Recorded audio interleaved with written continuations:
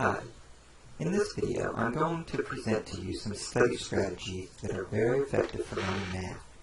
If you use these strategies throughout the course, you can be successful in your learning. First though, I want to say that we, math instructors, know that many of you have negative thoughts running through your head about math and your attitude toward it or ability to do it. We hope that you will banish these thoughts for now as you embark on a new journey and tell yourself that you can do it.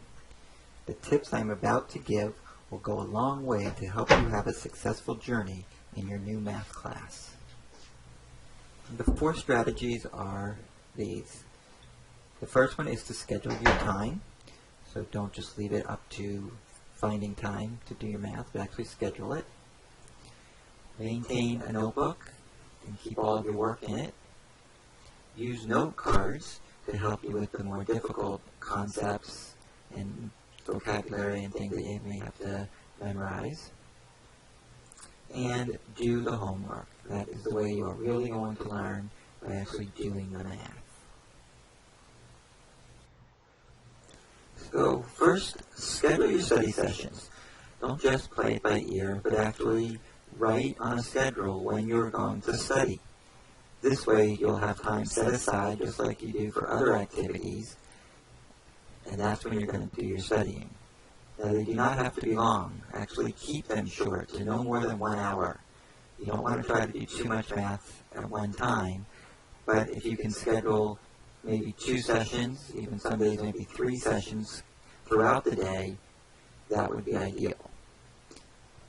And when you study, you want to focus on a small amount of the content. Don't try to do a whole chapter or 2 assignments or anything at one time. Focus on a small amount of material so that it can be quality studying that you're doing. And if you do this, you'll make steady progress throughout the week and be prepared for the test at the end of the week.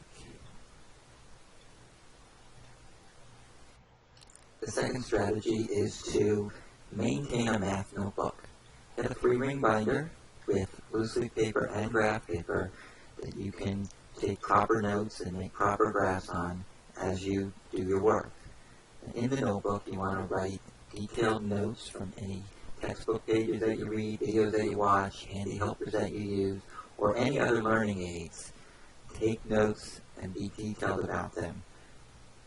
The examples, you want to write out the step-by-step procedures and the instructions for doing the problem that you're given. By writing these out several times, as you practice, you're going to learn the steps better. And in your homework, you're going to do the same thing. Write the steps, write the instructions so that you can recognize those instructions when you see them on a test, and do that until you know it. Eventually you want to get away from writing those step-by-step procedures, but until you get to the point that you can do it without them, write them. Eventually you will get it. Your notebook should be thorough with all your notes, homework, and even your test in there. So you can use that as a study guide when you get ready for the final exam. The third idea is to make a set of note cards. These note cards can just be on index cards. You don't need anything fancy. And on those you can put vocabulary, special terms, and symbols. Formulas are often good to put on note cards to help you remember those, and even processes. Your card should have, say, on the front, the vocabulary word or the symbols, such as the symbol given here, and on the back, in your own words, write what you need to remember it.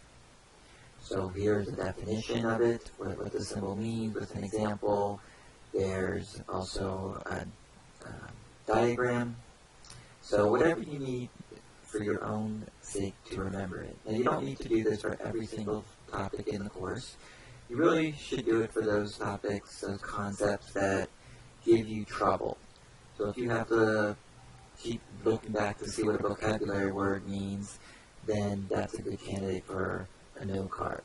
If you can't remember a formula, after doing it a few times in your work, that's a good candidate for a note card. And the good thing about these is that you can carry them with you. You don't have to always have your computer or even your notebook with you to find some time to study. So if you're just waiting in line or waiting at a doctor's office or something, you have the cards with you, you can study.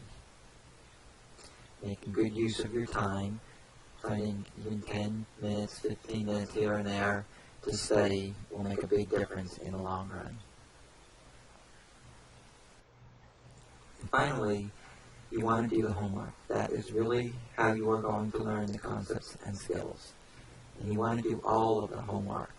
If you skip around or stop partway through the homework, you're going to leave gaps in your learning, and that's going to hurt your test scores and your final exam and possibly future math courses that you're going to take. The importance of doing the homework is to get the understanding, and you want to get the understanding of each one. That's where the quality studying comes into play. And if you don't understand why you miss a question, or even if you get a question right, if you don't understand why you got it right completely, then keep studying that topic, that concept. And please don't hesitate to ask questions if you need help. You can post questions to the discussion forums, get help from your instructor and your classmates, and you can email your instructor for assistance. So do all of the homework to be successful in the course. So let's review the 4 study strategies given in this presentation. 1. Do short, frequent study sessions and schedule when you will do them. Try to do that 5 to 7 days a week.